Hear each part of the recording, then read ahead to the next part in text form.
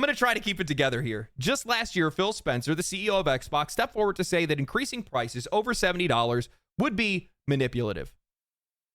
Do I need to say anything more? Do not trust these people. And please stop defending them. Xbox was the last company that I would have expected to join the price hike club.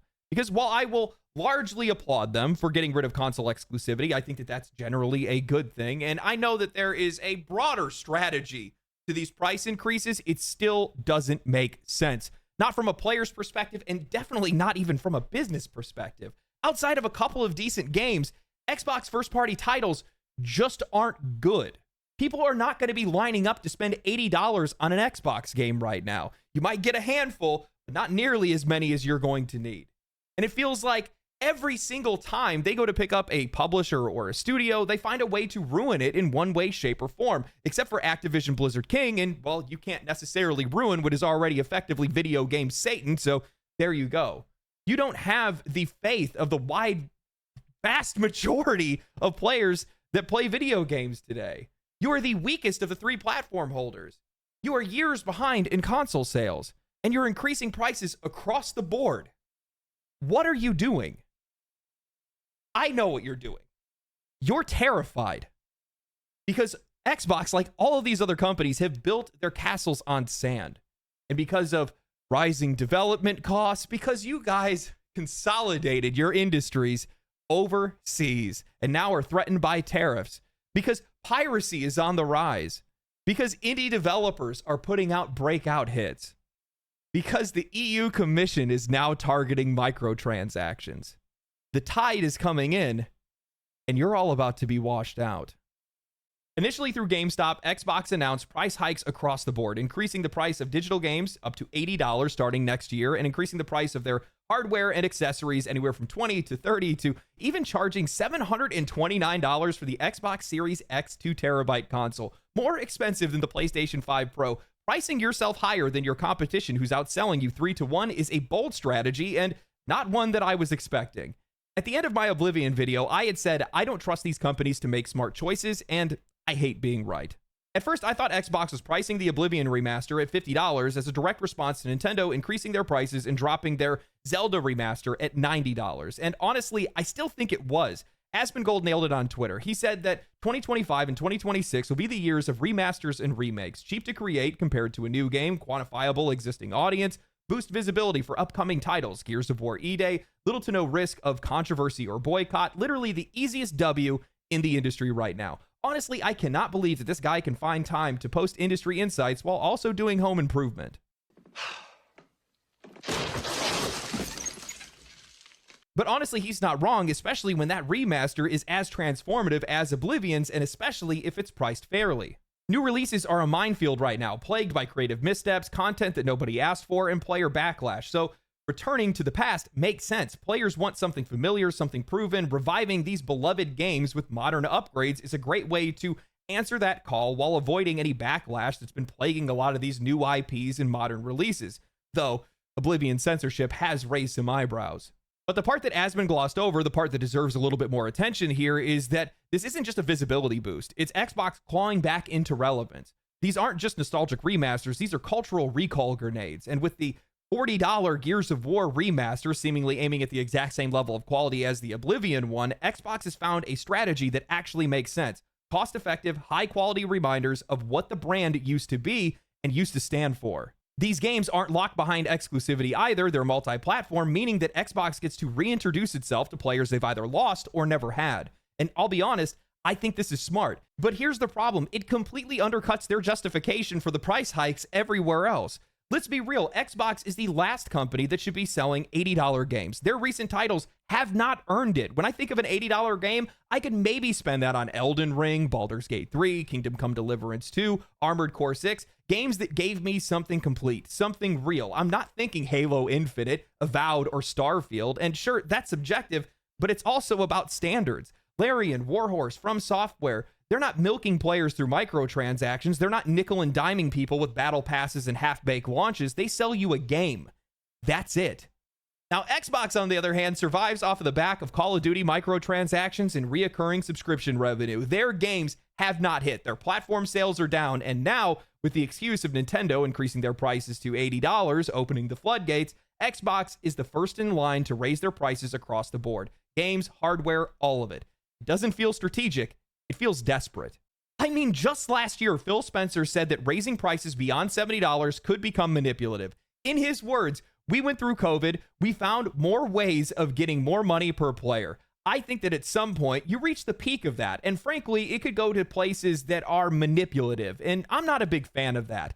Then Microsoft would then go on to record $94 billion in profit. They would then double their growth. Their valuation hits $3.4 trillion. And suddenly we are expected to believe that they have to increase prices because of rising development costs and economic uncertainty. Snakes in the grass slither fast. I said this in my Oblivion video, and I'm going to say it again. Xbox may be the weakest platform right now, but that's exactly what makes them the most dangerous. With Game Pass and cross-platform releases, they can undercut their competition on their competition's own platforms. But instead of using that power to offer better value, they're just hiking their prices like everyone else. They issued a statement saying, "We understand that these changes are challenging, and they were made with careful consideration given market conditions and the rising cost of development." Sure, careful consideration, until you realize the whole thing is just them passing the buck to the players. You know, everybody wants to pin these price hikes on the US trade war, and while that might be an agitator, I'm not buying it. Xbox is behind in the console race. You really don't think that there isn't a stockpile of unsold hardware somewhere? That Xbox that you're buying off the shelf right now wasn't made yesterday. It was made months ago. If these tariffs were such a serious issue, they could just slow down production, stagger the releases. Hell, with the profits that they're pulling in, they could eat the costs and not even feel it. But they won't, because tariffs are just a convenient scapegoat. And even if they were rescinded tomorrow, these prices would stay the exact same. What absolutely drives me up the wall is how transparent this whole thing is. These price hikes are a direct consequence of poor planning. Rising costs wouldn't be a factor if you hadn't bet your entire hardware operation in one country. If it wasn't for tariffs, it would have been something else. Supply chain failure, political unrest, a factory fire. These are self-inflicted wounds. So why is this happening? Why are all of these companies hiking their prices, slashing jobs, and trying to gaslight us into thinking it's all for our benefit? Well, the real answer is investor pressure. That's it. Gaming has become a hotbed for investors. It's not like traditional industries. Once hardware is out of the way, it's pure margin for the most part. No factories, no trucks, no physical goods, just code. And once they got your attention, they can sell you the exact same pixels over and over again. That's what they're protecting. Not the cost of development, but the rate of return. Live service games have become the golden goose in this industry. Infinite growth, infinite spend. You don't need to sell a game anymore. You sell a lifestyle. Look at Take-Two. Their entire business is propped up by two things: GTA Online and NBA 2K's microtransaction economies. EA, the same thing. FC, formerly FIFA, Madden, Apex Legends, 3 live service ecosystems that print money daily. Activision Blizzard, the only reason that they were worth $70 billion for Microsoft was because of World of Warcraft and Call of Duty. No innovation, no creativity, just predictable revenue. And it's that predictable revenue that has completely warped the conversation around development costs. We keep hearing about how games are more expensive to make than ever, but what they won't say out loud is they are the ones who made it that way. You do not get to cry poor after making billions of dollars in revenue, hiring thousands of people across a dozen studios, scaling up to unsustainable sizes, and then acting shocked when your overhead crushes your margins. GTA 6 is the perfect example. That game is taking longer to develop than every GTA combined. That's not because of creative ambition. It's because the machine behind it has become bloated, inefficient, and addicted to scale.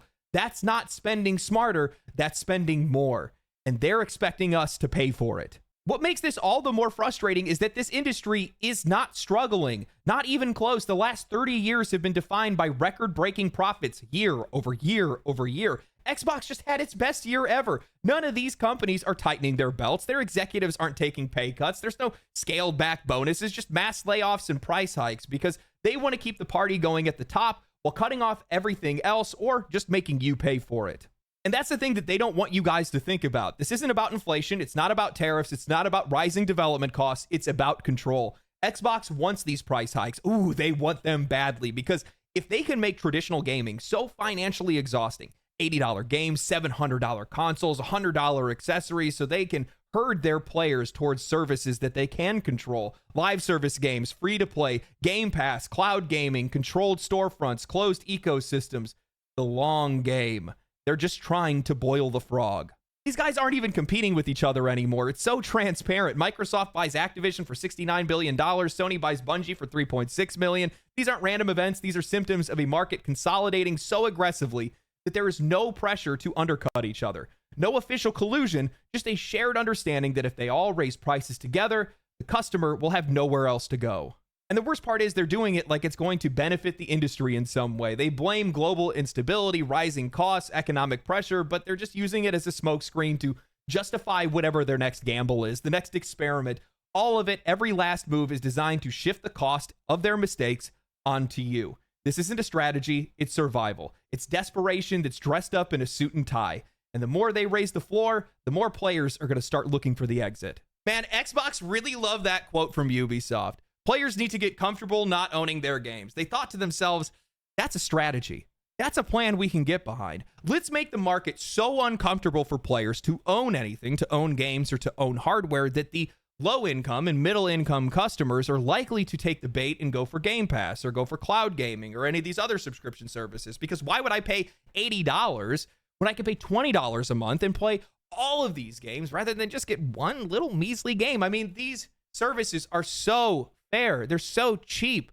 They're so effective until next year or the year after that, where because of rising development costs and economic uncertainty, the price has to go up by $10 or $15. But don't worry, because just like Netflix, we have an option for you price-sensitive customers. Game Pass Basic with ads. PlayStation Plus Basic with ads. Ubisoft Basic with ads. Then after that, they're going to start selling you frame rates and resolution. We've seen this happen before.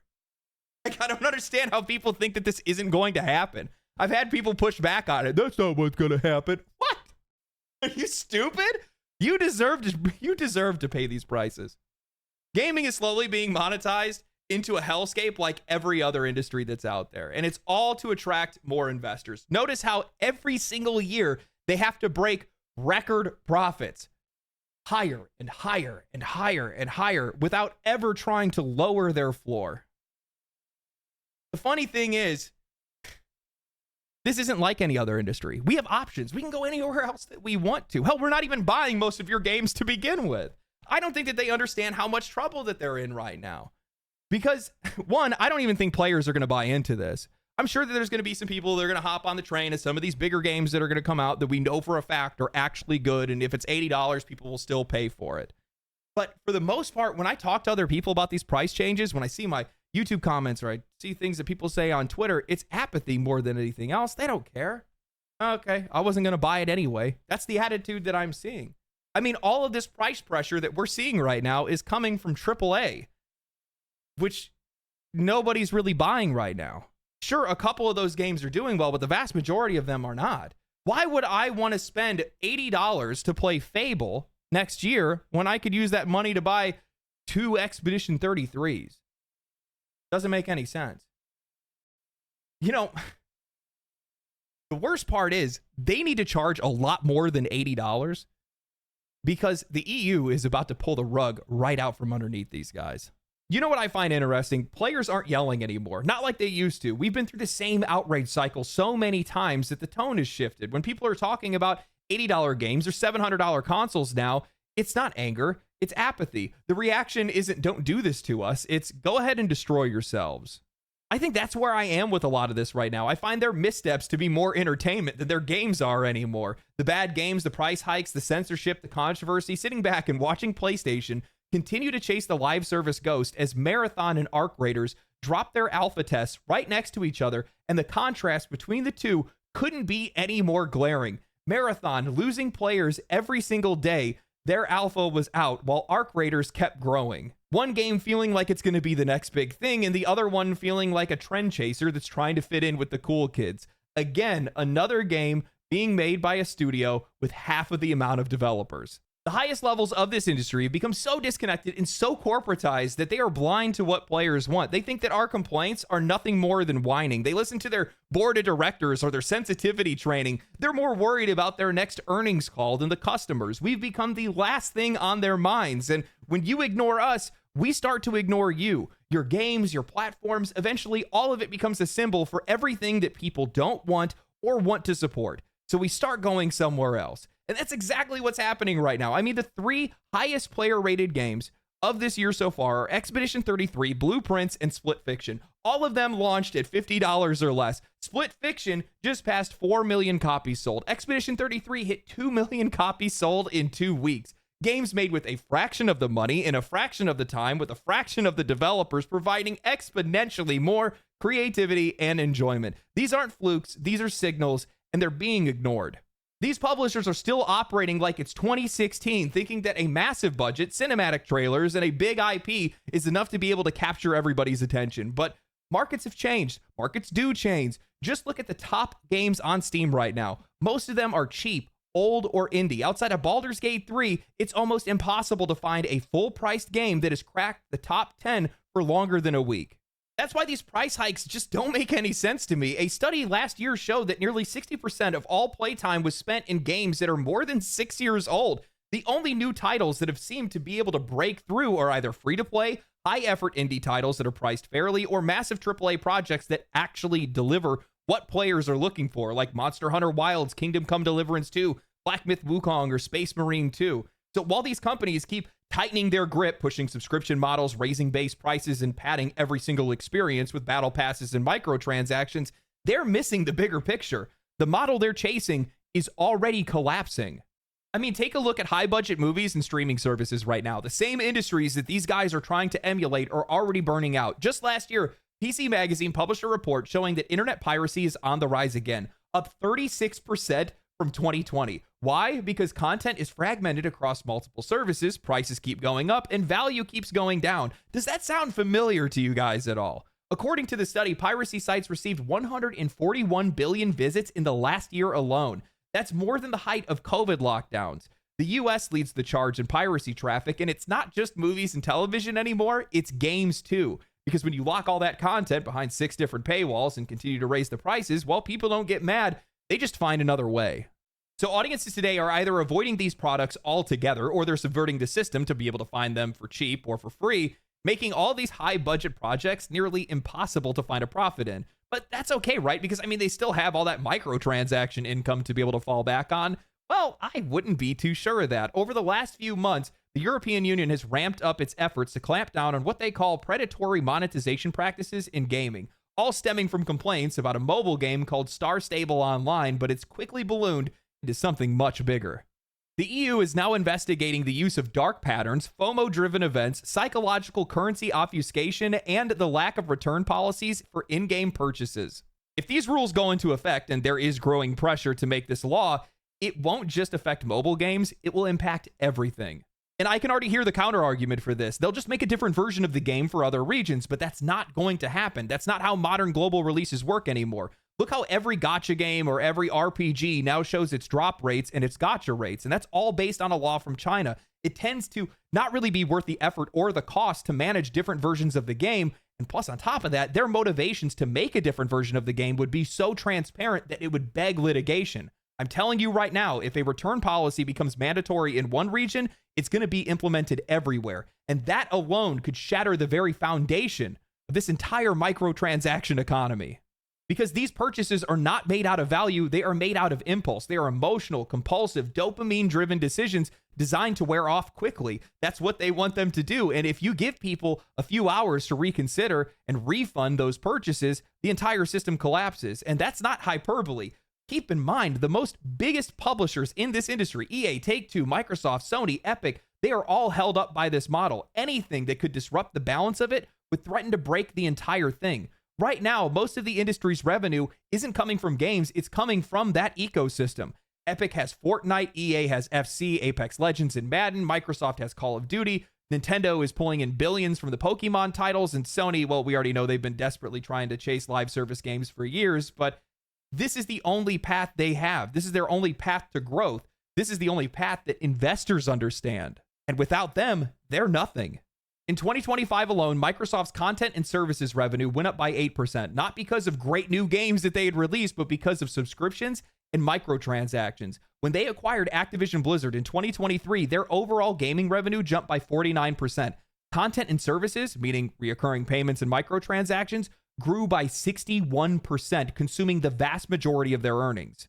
If the European Union cracks down on digital currencies and dark patterns, and other countries continue to regulate things like loot boxes and gambling and video games, it's not just going to be a bad quarter, it's going to be a market reset. And most of these companies have nothing of substance to be able to fall back on. I'm going to be honest with you guys. I think one of the only reasons that we haven't seen any big moves towards regulation of microtransactions is because of the complete economic collapse that it would cause in the gaming industry. These guys have built their entire businesses around being able to psychologically manipulate their audience and extract as much reoccurring revenue as possible. And they've done it while constantly scaling up their companies to absurd proportions, adding more developers, more marketing, and more money.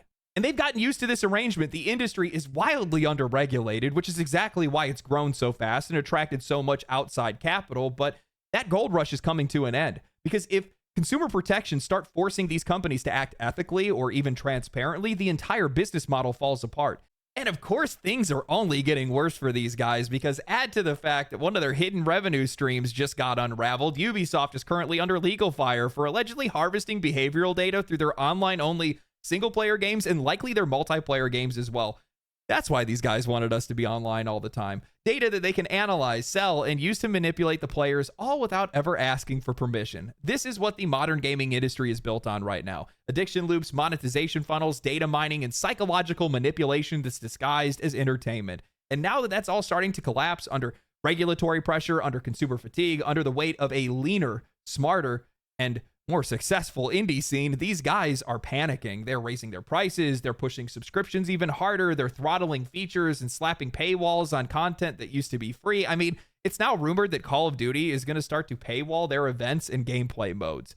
I'm telling you right now, this isn't going to work, because the players that used to be there aren't going to be fooled anymore. And the ones that do care have already walked away, and the ones that are still there aren't going to be enough. I think I might have brought this up before, but they keep trying to treat this industry like it's every other industry, which makes a lot of sense because a lot of these CEOs are coming from other places than gaming. But it's just not how this beast is built. It's just not how it works. It's the psychology of the whole thing. It's how people interact with these products. We don't even think of them as products.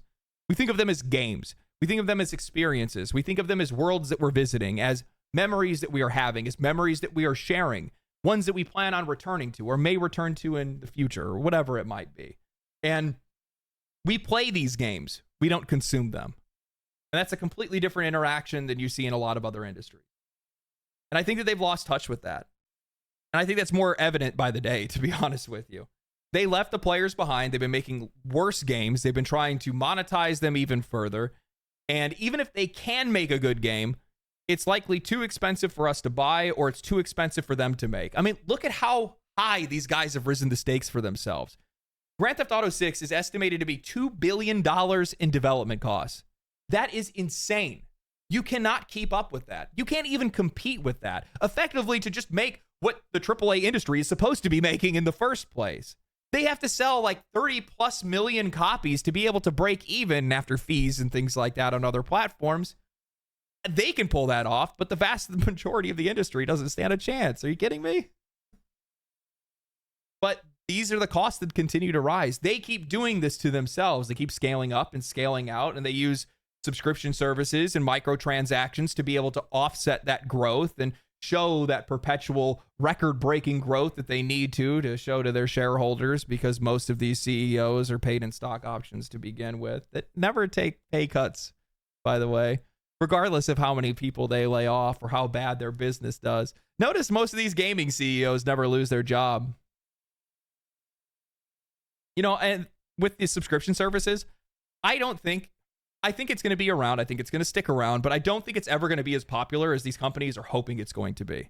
They want it to be because it's the best and the most control that they'll ever be able to have over their consumer base. But I just think that people want to have their library. I think they want to have their games that they can go back to. I think they like buying things when they're on sale. People like feeling like they're getting a deal on something. And People just want their games. Physical copies of games still sell. Expedition 33's physical copies sold out in multiple countries. And with microtransactions, that entire ecosystem is built on psychology, manipulation. They have to manipulate the player to be able to get that money. And if that is disrupted in any way, if there is legislation against it that gets rid of dark patterns or gets rid of anything, these guys are cooked. They won't stand a chance. You will see companies that you never thought would go out of business overnight. Honestly, I can't wait to watch it all backfire. It has been so much fun to sit back and watch as these indie companies have just been running circles around these guys lately. It has been crazy. The amount of just random out of nowhere developers making tons of money, making games that are incredibly popular and absolutely beloved. It has just been so much fun. And keep in mind, for every copy of Expedition 33 that sells, that's one less copy of Assassin's Creed that gets sold. These companies do directly compete with their games, even though they don't like to compete on their prices in a lot of cases, at least not on the AAA side, but that's how this whole thing works. So, they hate to see it. They'll act like they're happy to see these guys do well. I was talking to an indie developer the other day, and he had said that because of the direction that the industry is headed in, it has created so many opportunities for these guys to make money, and they are so happy that these guys keep self-sabotaging themselves.